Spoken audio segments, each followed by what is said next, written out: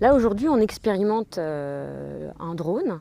Le contrôle des pêches est très diversifié, on a différents moyens, des moyens nautiques, des moyens terrestres et un moyen aérien qui est financé par le comité départemental des pêches maritimes et des élevages marins. Et le drone serait un nouvel outil et qu'on expérimente. Est-ce qu'avec un drone on peut opérer des opérations de surveillance, des opérations répressives, donc rechercher si le drone permet de caractériser des infractions. Alors aujourd'hui l'avion, une de ses limites c'est l'information par les pêcheurs parce qu'il existe des moyens d'alerte en fait dont sont dotés certains navires. Ce qui fait que l'outil peut être repéré par exemple. Alors qu'avec un drone, l'opération de surveillance est beaucoup plus discrète. Voilà, par exemple pour la coquille Saint-Jacques, au mois d'octobre la pêche c'est 5 heures.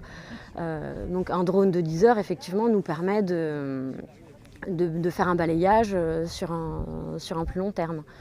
En revanche, sur la pêche en 45 minutes, l'autonomie est moins pertinente dans les Côtes d'Armor.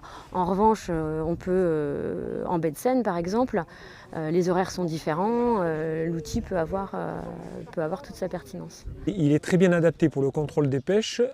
Un, parce qu'il a la possibilité de voler en vitesse réduite ou de pouvoir aller sur une acquisition en vitesse importante, 130 km/h, ce qui n'est pas négligeable.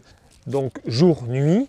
Le gros avantage donc c'est de pouvoir faire une détection sur une distance très importante, c'est-à-dire de 4000 mètres à 8000 mètres, on est en mesure de détecter un navire, voire même des fois un peu plus loin si c'est un gros navire.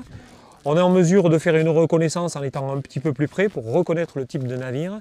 Et on est en mesure de pouvoir faire de l'identification. Hier, dans des conditions assez favorables, on peut faire de l'identification à 700-800 mètres donc, du navire et à entre 300 et 500 mètres d'altitude par rapport au niveau de la mer.